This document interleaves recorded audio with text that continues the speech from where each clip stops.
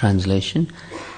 Pundarik Vidyanidhi, the third big branch, was so dear to Lord Chaitanya Mahaprabhu that in his absence Lord Chaitanya himself would sometimes cry. Purport by Srila Prabhupada. In the Gaur Gonadesh Deepika, Srila Pundarik Vidyanidhi is described to be the father of Srimati Radharani in Krishna Lila. Chaitanya Mahaprabhu therefore treated him as his father.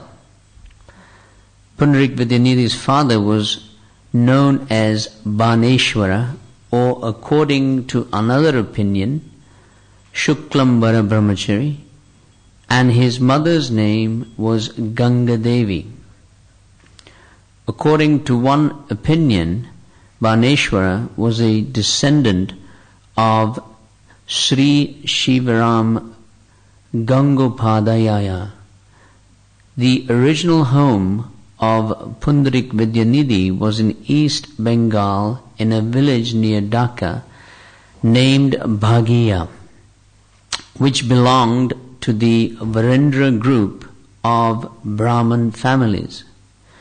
Sometimes these Virendra Brahmanas were at odds with another group known as the Radhiya Brahmanas, and therefore Pundarik Vidyanidhi's family was ostracized and at that time was not living as a respectable family.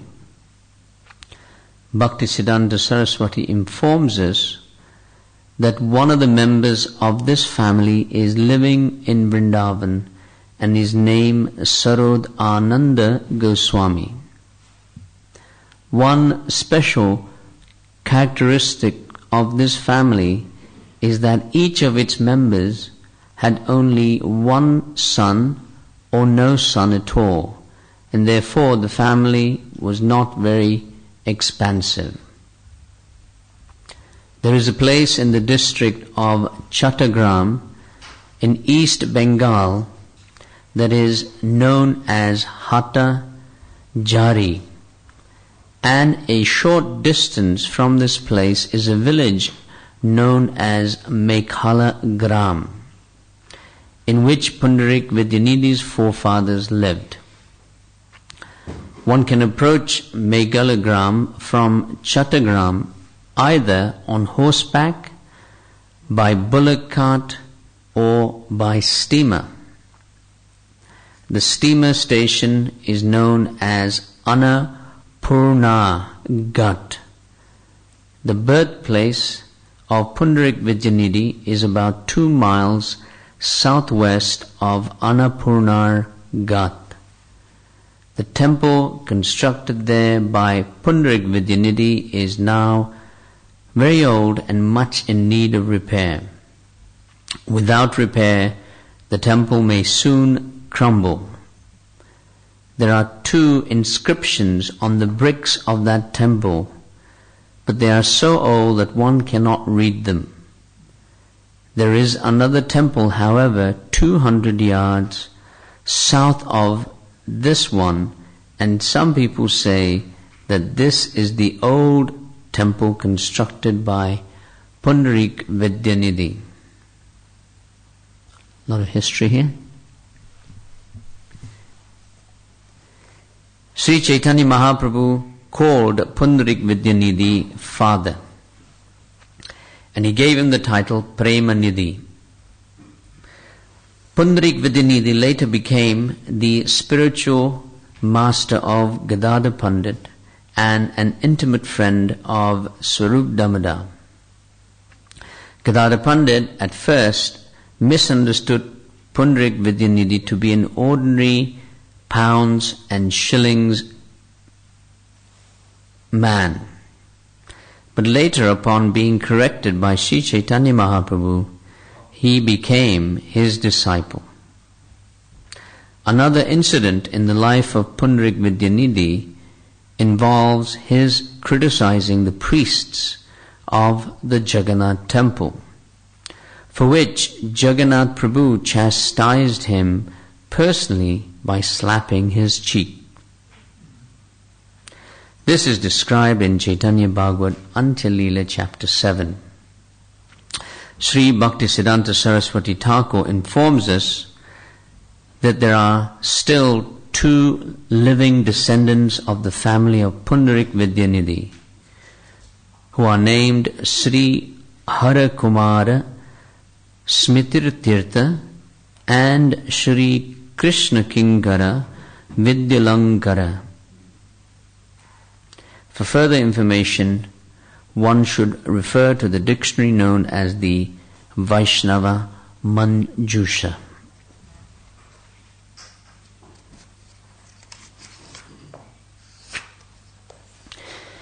Jaya Jaya Sri Chaitanya Jaya Nityananda,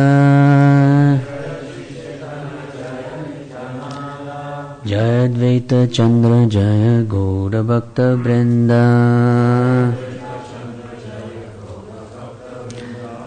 Jaya Jaya Sri Chaitanya Jaya Nityananda,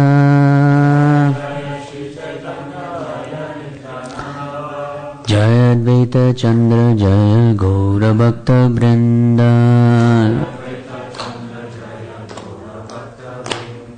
Jaya Jaya Sri Chaitanya Jaya Nityananda,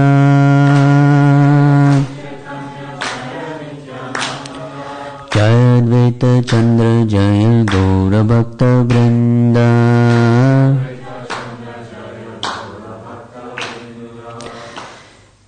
Om Jnanatimirandasya Jnananjana Shalakaya Chakshurunmilitam Yena Tasmai Shri Gurave Namaha. Nama Om Vishnu Padaya Krishna Prasthaya Bhutale Shri Mate Bhaktivedanta Swamin Iti Namine.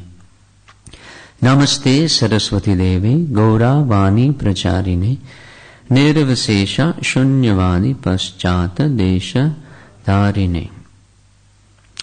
So we are continuing this reading, and today a very descriptive purport here of all the different aspects of how to get to the birthplace of Pundarik Vidyanidhi. And often we may wonder, such elaborate descriptions which are given here, and very much these descriptions are given to increase our faith, because often you may read about the birth site of Krishna or other acharyas, but specifically the companions of Sri Chaitanya Mahaprabhu, great detail has been given by our acharyas. And I remember when I first went to India in 80, to all the holy places, and when I went, I looked at some of these purports, and these railway stations existed, and some other intermediate places existed. We went to Ambika Kalna. So similarly, Prabhupada speaks about Ambika Kalna in the purports of the station, how to get there, what to do. So this is all for building faith. Equally, that these places actually existed. It wasn't just some writing, perhaps they would have been there, not been there, such descriptions. And what to speak of, as Prabhupada says in this purport, that the temple is very much in need of repair. And that was such a long time ago, in the 70s, it may not even exist. So what to speak of in 100 years, 200 years, or 500 years from now, when somebody reads the Chaitanya Charitamrita, at least some landmarks may be there for us to look at. What we have taken for granted today may not be taken for granted later.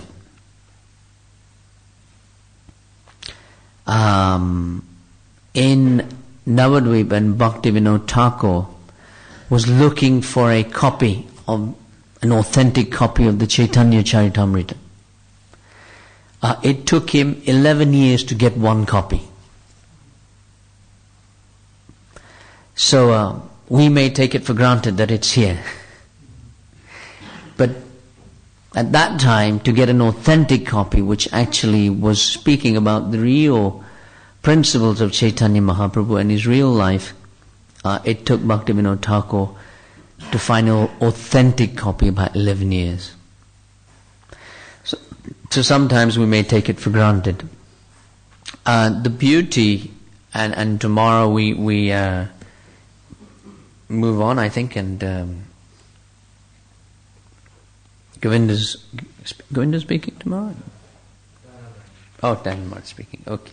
So it goes on to speak about Gadadhar Pandit and Vakeshwara Pandit. So these are all different branches of the Chaitanya tree. The beauty of Lord Chaitanya's associates was that they demonstrated surrender and they demonstrated complete acceptance of the will of the Lord. And we'll find that in all the associates as we speak about them, or have been speaking about them. Rupa and Sanatan was sent to Vrindavan, complete surrender and accepting the will of the Lord. Even Nityananda Prabhu was sent to Navadvip, accepting that will. Haridas Thakur was sent to Puri, I think. Puri, and he accepted the will of the Lord in complete surrender. In looking at the Chaitanya Charitamrita, we'll find that in describing these different branches, a variety of individuals are being described, but through Sachi Mata, Lord Chaitanya, he demonstrated unconditional love. Through Raghava Pandit, he demonstrated attention to detail. Through Vasudev Datta, and Giriraj Swami was just speaking about that, Lord Chaitanya demonstrated the principle of compassion.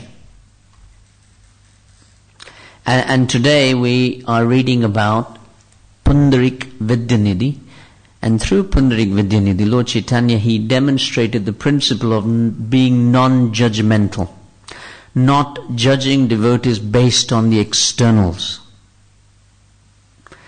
Normally, someone who's in the renounced order of life, and Chaitanya Mahaprabhu really abided by this, he is not so eager to associate with persons that are engrossed in worldly habits. And Chaitanya Mahaprabhu did that again and again. Yet despite being in the renounced order of life, Lord Chaitanya gave his mercy to 3 kings. King Prataparudra, Ramananda Roy, and today we're reading about Pundarik Vidyanidhi. He gave his mercy to these 3 kings. And they were kings, really, in essence. And although they were royal personalities, all 3 of them, and in a very materialistic culture, they were also great devotees full of love for Krishna. And because of this, Lord Chaitanya pushed aside all the etiquettes that existed for someone that was in the renounced order of life to receive these devotees. And it's wonderful to see that once again that the Lord's mercy is greater than the etiquette or the law that he follows. It's an interesting principle in the Chaitanya Charitamrita, that his mercy has always been greater than the law that he may follow. At least with these 3 individuals it was, maybe not so much with Chota Haridas or others, but specifically here he was very, very kind. We often speak of the class on Saturday and Sunday as the CC. And even outside you'll read, it's a CC. So, CC generally means carbon copy. But we've shortened it to CC, and it's good. It's good as shorten it as to CC. And in I was reading through a new book that was coming out and looking at it, and that's Sutapa's Chaitanya Charitamrita Study Guide. It's a new book that's, I think it's being printed in the first week of January. The other book is already printed, which was put together, but the CC Study Guide, he sent it to me for proofreading, and we were looking at that. And there are do's, don'ts, and recommendations in the CC. The do's in the Chaitanya Charitamrita are, because I thought we'll have an acronym, CC again. The do's are chanting and cooperation. These are the two CCs that are there in the CC. Chanting and cooperation. The don'ts, looking at the variety of pastimes that are there, is not becoming complacent, and there are hundreds of stories and examples in there, and not taking credit. So complacency and credit, these are the don'ts which are there in the CC. And the recommendation which is there in the CC are the last two C's, which is to become conscious of Krishna and to become cautious of Maya. Conscious of Krishna and cautious of the material energy of Maya. So you'll find that in this great book, and we look forward to the college is releasing the course. When does it begin? 8th of February, the course on the Chaitanya Charitamrita, a study guide. So we're looking forward to that, and we'll hear about all of these things, chanting and cooperation, not becoming complacent, not taking credit, becoming conscious of Krishna, and equally being cautious of the material energy.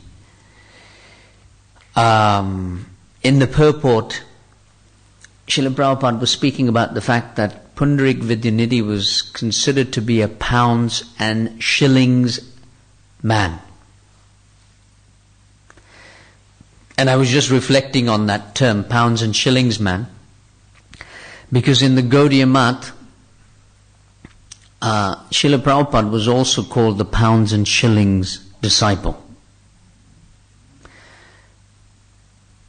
So often you can never tell who a great person is by externals. Prabhupada, because he was running his business in Allahabad as a chemist, and he was traveling all over India, from there to Lucknow to Kanpur, he was always traveling in expanding his business. And whenever he would come back to Calcutta, and the class would be going on, he would be sitting on the stairs finishing his rounds. And often they would say that Abhay Babu, he is a pounds and shillings person as a disciple. So once Gaur Govinda Shastriji, who was the Sanskrit teacher for the Gaudiya mission, and he would teach Sanskrit to everyone, he was thinking about this principle that's given, and Shri Radha Gokulananda ki.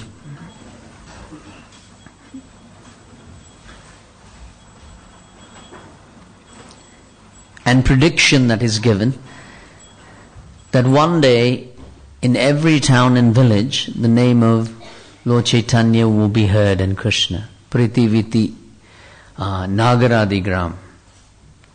So they were discussing this verse, and Bhaktivinoda Thakur speaks about it. So Gaur Govinda Shastriji in that class was saying that I know it says this, but presently all the Gaudiya Math, we're all fighting each other. Bhaktisiddhanta had left, everyone was fighting. And he said, I can't believe that this will happen. So, and because he said, right now we're all fighting each other. How is it that in every town and village of the world, we can't even get to every house in Bengal or Calcutta? So Guru Govinda Shastriji said, I really doubt this prediction. So Prabhupada, who was there at that time, he said, are you doubting the words of Bhaktivinoda Thakur? And he said, no, I'm not doubting, but I'm thinking perhaps it may not happen. And Prabhupada at that time, who was Abhay Babu, he said, some fool who is dedicated to Bhakti Siddhanta, he will do it. And then he looked at Guru Govinda Shastriji and he said, but not you, because you don't have faith.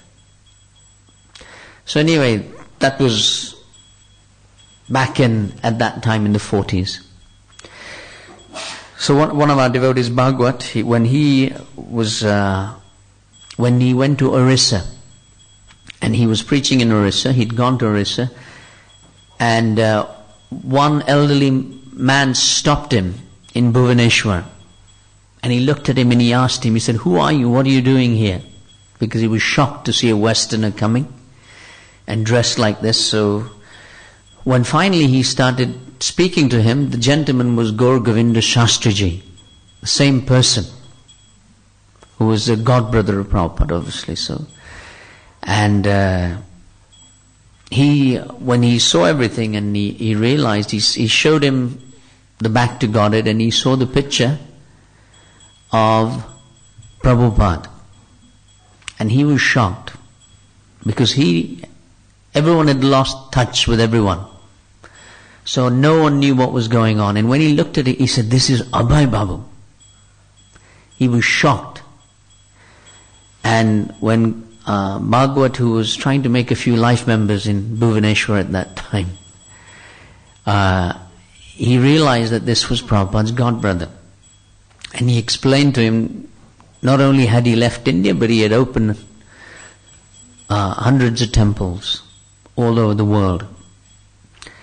So Gaur Govinda Shastriji, at that time, he recalled to Bhagwat that I thought that the prediction of Chaitanya Mahaprabhu will never come. And Abhay Babu had said that some fool that is dedicated to Bhakti Siddhanta, he will do this. He said, now I realize that he was not a pounds and shillings person. He was an empowered individual who did the bidding of the Gaudiya Math, of the thousands of disciples. And I don't know how many sannyasis did Bhakti Siddhanta have. Anyone know? 18 sannyasis. 80 or 1? And none of them actually did it, but it was a grihastha who was a pounds and shillings person at that time. He took this across. So Pundarik Vidyanidhi was also seen as a pounds and shillings person. So here are some short excerpts on Pundarik Vidyanidhi. He was a disciple of Madhavendra Puri. It's very interesting that he was a disciple of his, and he was, of course, he initiated, as we read in the purport today, Gadadhar Pandit, and he was an intimate friend of Swarup Damodar. And the story is that once in Jagannath Puri, Pundarik Vidyanidhi, he met Swarup Damodar after a long time. And Chaitanya Mahaprabhu became very enamored in watching the exchange between Pundarik Vidyanidhi and Swarup Damodar. And he became very ecstatic because Pundarik Vidyanidhi was trying to touch the feet of Swarup Damodar. And Swarup Damodar was trying to touch the feet of Pundarik Vidyanidhi. And in this way they were going back and forth, but they couldn't grab each other's feet. You know, often devotees do that. You've got to grab your feet. And they were and both of them were very strong individuals, physically as well. So no one was winning, and it became a whole fight. And no one was winning in that way. But Chaitanya Mahaprabhu took great relish in watching this sporting play. And all the associates were laughing at this. Pundarik Vidyanidhi had many names. And they're as follows. Sri Nidhi, Acharya Nidhi, Bhaktya Nidhi, and the name that's used very much even in the purport today is Prema Nidhi, and this was specially given by Chaitanya Mahaprabhu to him.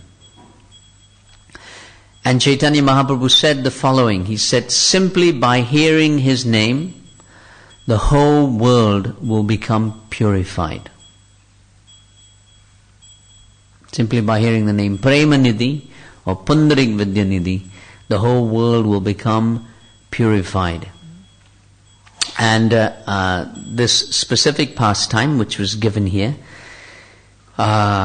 is from the Chaitanya Bhagavat in detail of the narration of Gadadhar Pandit becoming bewildered about Pundarik Vidyanidhi.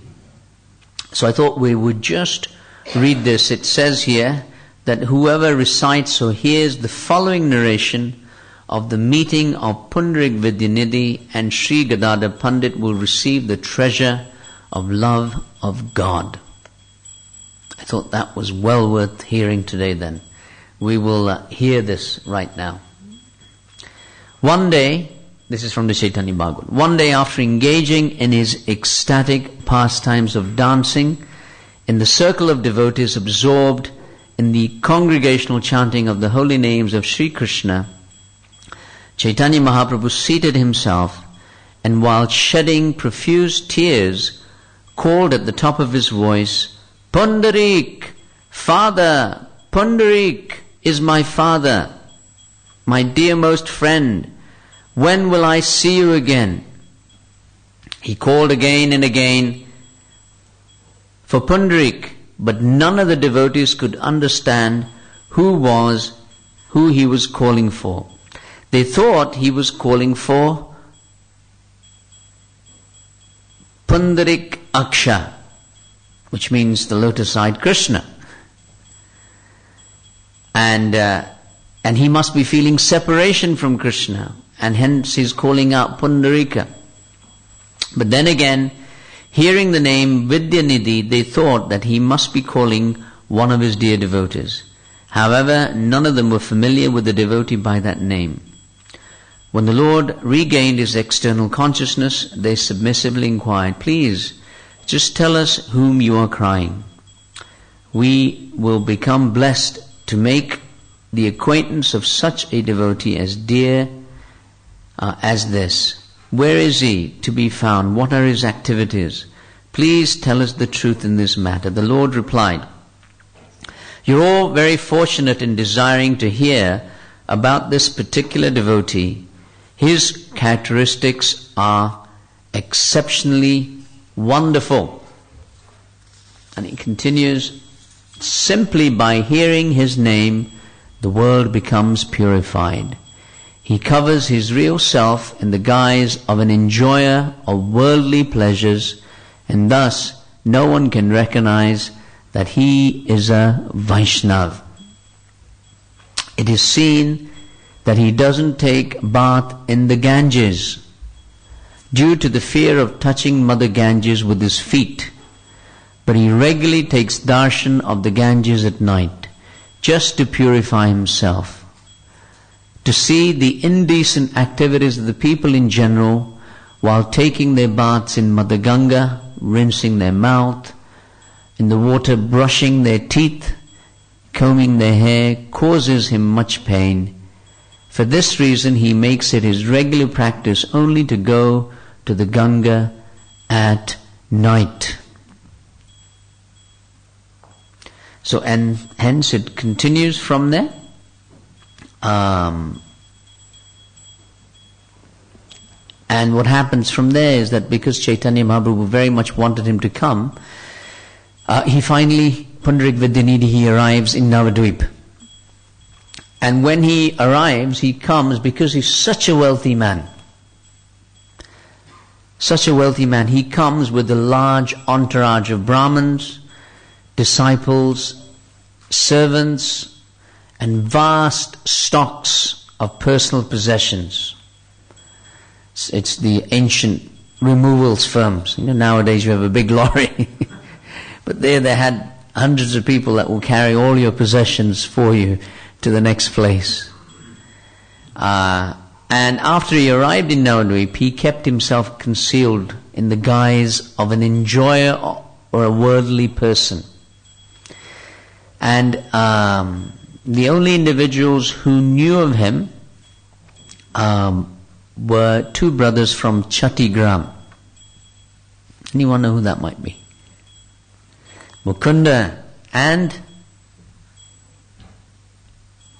Vasudev Dutt, yes. These were the two brothers. And they knew about how exalted he was. A very good companion of Gadadhar Pandit was Mukunda. So Mukunda, he came one day and he said to Gadadhar Pandit, "Today one very extraordinary Vaishnava has arrived in Navadvip." So when they finally went to see Pundarik Vidyanidhi, this is what they found. They found Pundarik Vidyanidhi reclining on an opulent brass bed, covered with red satin sheets, silk pillows, and topped with a 3-tiered canopy. A gem-studded pan box, stuffed with fragrant spices and betel nuts, waited within arm's reach. 2 shiny brass spittoons stood on either side.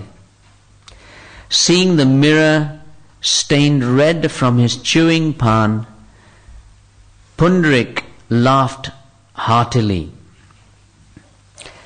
2 servants on either side fanned him with a peacock fan. You can imagine this picture. He'd come to meet an extraordinary Vaishnava, So he was wondering. So Gadadhar Pandit, he said, was this a Vaishnava? Or was it a prince wallowing in his luxuries? So doubts began to arise in the mind of Gadadhar Pandit. And Mukunda, he saw the face of Gadadhar Pandit, and seeing that he was thinking in this way and misunderstanding Pundarik Vidyanidhi, he recited a verse from the 10th canto of the Bhagavatam. A very famous verse, which is Aho Bhakiyam Sthana Kala Kutam, which is that always hankering to taste the blood of small children, Putana came to kill baby Krishna. However, because she offered her breast to the Supreme Lord, Putana attained the greatest blessing of being accepted as a mother of Krishna. So Mukunda, he recited this verse, Aho Bhakiyam. And upon hearing this verse, Pundarik Vidyanidhi, he became totally transformed. You can imagine he was lying on this bed, servants, luxuries, everything. All of a sudden he hears this, and what happens? Floods of tears begin to ooze from his eyes. Perspiration rained from his body. His hair stood on end. He ripped off his embroidered silk shirt. He thrashed his legs about. He rolled on the ground. He wailed. And he started shouting, "The Lord is infinitely merciful, yet He deprives me of His mercy." His brass bed, fine sheets, pillows, mirrors, he ripped them to shreds and smashed them all. 10 men, 10 servants tried to calm him down, but they couldn't do it. Of course, nowadays this might be, someone might be high on something or whatever, but this is the real ecstasy here being described here. Where 10 men and his manifestation of love of Krishna immediately erupted upon hearing just one verse. And then he lost consciousness. After witnessing this, Gadadhar Pandit, he realized that he had committed a great offense. And regarding Pundarik Vidya, needed to be a materialist. And in order to rectify this mistake, he went to see Chaitanya Mahaprabhu and he took his permission and he took initiation from Pundarik Vidyanidhi. So he realized, I've offended a great Vaishnava, what am I going to do? I can't just leave it there. So he took instructions from Chaitanya Mahaprabhu and he took initiation from him. So this is interesting. And we may often wonder that Gadadhar Pandit is none other than Radharani. How is it that, and hence, Pundarik Vidyanidhi is Brishabhanu, he's King Brishabhanu in Krishna Lila. So he's the father of Radharani. So we may wonder, how is it that he allowed himself to offend a great Vaishnava? And really, these are all pastimes for us to take instructions from. And Gadadhar Pandit, he showed us how to receive anugraha, which means how to receive the favor of a great soul. And there are many types of offenses that we read about in the scriptures. How many are there? Namaparad, which we recite every day. There's also Dham Aparad, which is, if you go to the holy places, there are 10 offenses against holy places as well. So often we don't read them before we go there. So it's a good thing. Before we get to the holy places, we should read those offenses as well. Just as we read the 10 offenses before we chant our japa. So they're called Dham Aparad. There's also offenses in worshipping the deity. They're called Seva Aparad. And then finally there is 2 more, something called Jana Aparad, offenses to general living entities. And finally the one that we're talking about today is called Vaishnav Aparad, to offend the Vaishnavas. So it's interesting, being conscious of Krishna and being cautious of Maya. So this is the cautious part now of how. So this story really is to give us a focus and how we can rectify our offenses. So Jiva Goswami, in his writings, he speaks about the fact that if you are attentive in your chanting, and if you are attentive in your dealings, these two are the foundations of rapid spiritual advancement. So if you want to take the express route, fast train. Everything is fast nowadays, isn't it? Fast-paced life, fast food, fast broadband. So everybody's looking for fast things.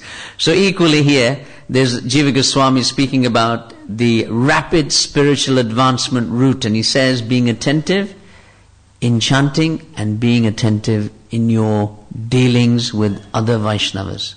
They're the foundations of rapid advancement. I think a long time ago, Bhakti Vigyan Maharaj, when he was here, he gave a 2-day seminar on Jiva Goswami's work, Sandarbhas, and he commented at that time that specifically he said that if one offends a Vaishnava, you begin to lose taste for chanting the holy name.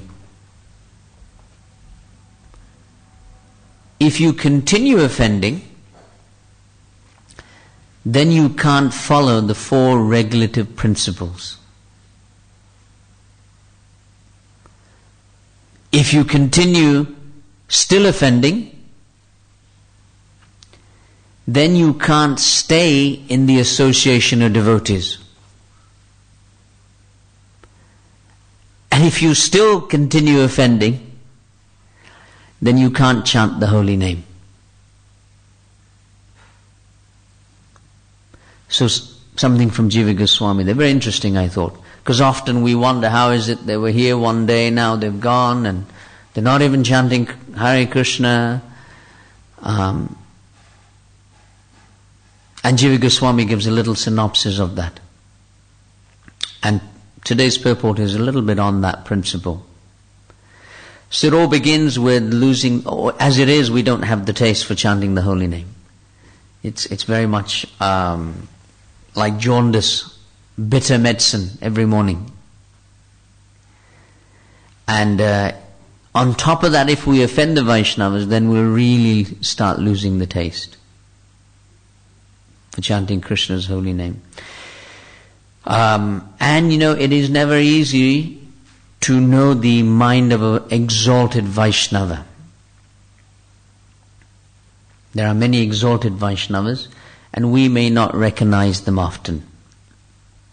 As Gaur Govinda Shastriji said, in the Gaudiya mission, they just thought that Prabhupada was simply a pounds and shillings person.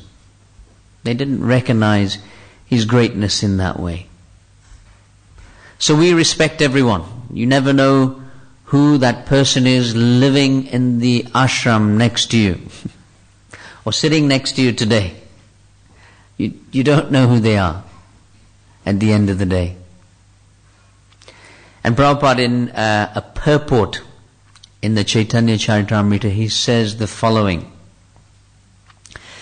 He says, the Supreme Personality of Godhead and His devotees who come to this world are executing a mission, and therefore sometimes they act in a way that is difficult to understand. It is said, therefore, anyone remember that verse? Vaishnavera Kriya Mudra Vijnana Na Bujhaya. CC Madhya 23:39. That even if one is a very learned and intelligent scholar, he cannot understand the activities of a Vaishnava. A Vaishnava accepts anything favorable for executing his mission. But foolish persons, not knowing the purpose of such exalted Vaishnavas, indulge in criticizing them. This is forbidden, since no one can understand what a Vaishnava does for the purpose of executing his mission. To criticize such a Vaishnava is called sadhu ninda, Vaishnava aparad. So Prabhupada just very, very strongly speaking there about Vaishnava. And we may never know someone is an exalted Vaishnava or not. Now, we're not going to meet the Pundarik Vidya Nidhis of the world. So if, it's not that we should worry that if we see someone smoking marijuana and we think that they're, and what do they have these things everywhere you go now? They call them these e-cigarettes. No, outside the restaurants as you smoke away these things. Shisha cafes, there you go. Gurudas knows them. Not that he's been there, but he knows them. Shisha cafes. So people are smoking away, whatever it is. And I think on the BBC website, they said it was 10 times more harmful than smoking cigarettes. But it's the fashion. Everyone is smoking these shisha cafes, not cigarettes. So if someone is there and you think, well, he must be a very exalted Vaishnava because that's quite obvious. He's not in the realm of Pundrik Vidya Nidhi or anything of that nature. But those that are living with us here and amongst us, we should see that you never know who they are. Never know who they were in the previous life and who they may become. So we don't want to offend these Vaishnavas which are here. I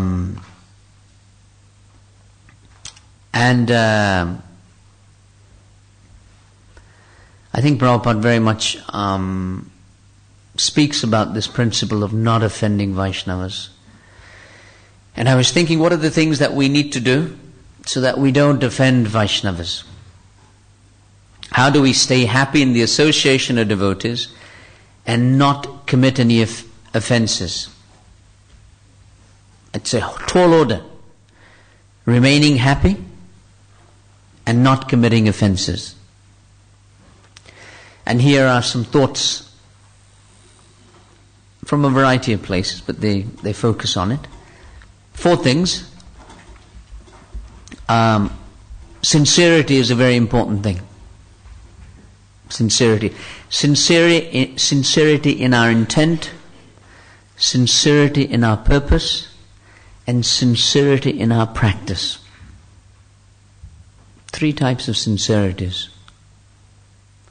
Very important to remain happy in the association of Vaishnavas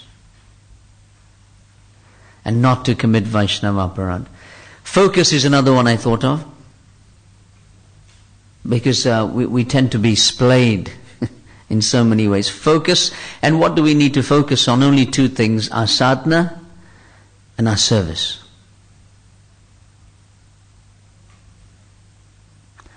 A third thing, which is very important to stay happy in the association and not to offend the Vaishnavas, is a sense of gratitude for all those that have helped us on this path. You know, we may forget them. Once we are here, we may forget that gratitude that we owe to so many people that have helped us in our path. We may start thinking we're better than them, or we know more than them. But the sense of gratitude for all those that have helped us on this path. And in today's purport, to take it back there, to be non-critical and non-accusing attitude, this aparad principle. These are some interesting thoughts that I came out with, but they can be hundreds and many. And finally, Prabhupada in the purport speaks about another pastime of Pundrik Vidyanidhi, and that's with, and it's interesting because that's with Lord Jagannath. And this pastime is all again in the Chaitanya Bhagavat, as mentioned there. And Gadadhar Pandit, he went to Chaitanya Mahaprabhu and he said that I'm having difficulty in reciting the mantra I had received at initiation. It's the Gayatri mantra. And can you give it to me again? And Chaitanya Mahaprabhu told him that you're treading on dangerous ground. As you have your own guru, you should take that mantra from him again and not me. You should take it from him. So this is Chaitanya Mahaprabhu saying to Gadadhar Pandit. He said, I can give it to you, but this is dangerous ground. Take it again from Pundrik Vidyanidhi, who originally gave you that mantra. So, and he said, well, he's nowhere to be seen. And Chaitanya Mahaprabhu said, no, I know he will be back very shortly in Jagannath Puri. In fact, he said, in 10 days' time he will be here. And then he said, now I know why he's coming, because you, by your love, you have pulled him here. Because you've been wanting to take the mantra again from him, so very shortly he'll be here. So the Chaitanya Bhagavat says that Chaitanya Mahaprabhu said, he said, your Guru is Sri Vidya Nidhi. Why are you being unfaithful? Providence can very easily arrange that you meet him again soon. So anyway, he finally arrives, and Gadadhar Pandit gets the mantra. And just soon after that, the festival of Odan Shastri is being celebrated in Puri. Odan Shastri is the festival when starched cloth, brand new cloth, but it's starched, Jagannath is offered that cloth.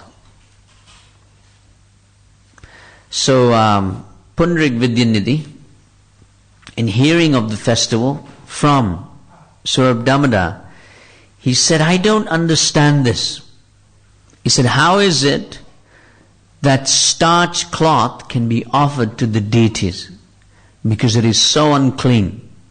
Because, many people will starch it and it will change hands, and then finally it's immediately then offered to the Lord.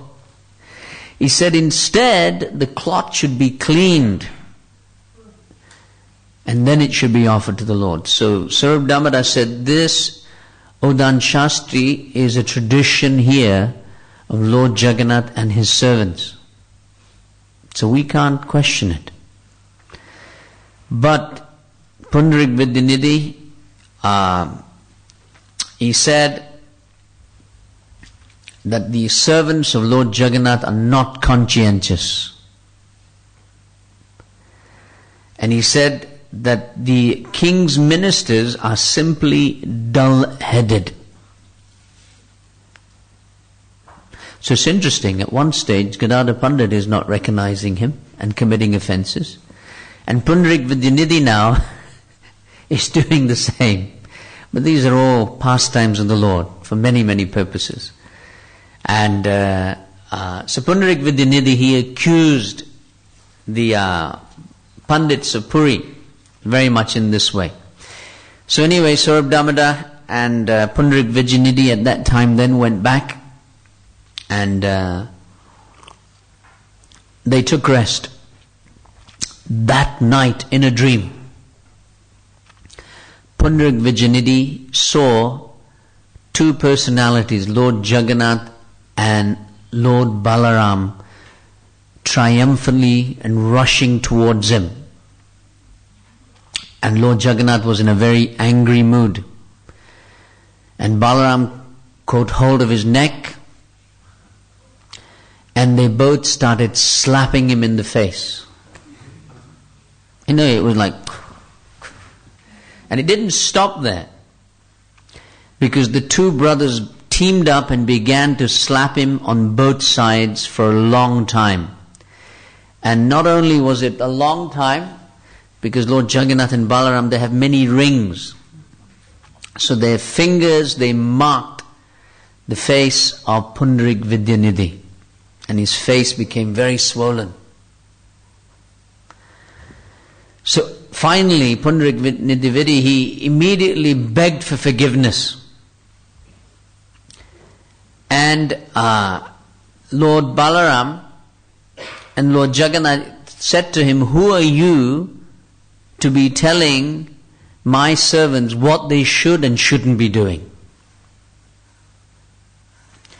So Pundarik Vidyanidhi, he said, this is all in a dream, he said, you have properly punished that mouth which laughed at your servants. But then Pundarik Vidyanidhi says, today is most auspicious day, because you have made me the most fortunate person by slapping my face with your lotused hands. And then Lord Jagannath, he replied, because I consider you also to be my dear devotee, I have shown you this special favor. And upon hearing this, Pundarik Vidyanidhi woke up. And he thought it was a dream. And when he woke up, he realized that his cheeks were swollen. And Swarup Damodar, he entered his house immediately that morning. And when he saw him, he saw that there were finger marks on his cheeks with rings on them. And then Pundarik Vidyanidhi, he told him all that had happened. That yesterday, last night, at least I was laughing at the servants of Lord Jagannath. So he personally came and he slapped me. And he said, I cannot come out until the swelling has gone down. So I will not come out this morning to meet Chaitanya Mahaprabhu. So this was the exalted Pundarik Vidyanidhi. And these two pastimes are being mentioned in the purport of Gadadhar Pandit and Lord Jagannath. And he is one of the associates of the Lord. And all of these pastimes in the Chaitanya Charitamrita, really they speak about the fact that our devotional life starts when we come out of our comfort zone. Bhakti begins when we come out of our comfort zone. And service starts when we start experiencing some pain as well. No pain, no gain, they say. So the Chaitanya Charitamrita has many of these examples through many of these pastimes, just to remind all of us of our devotional career.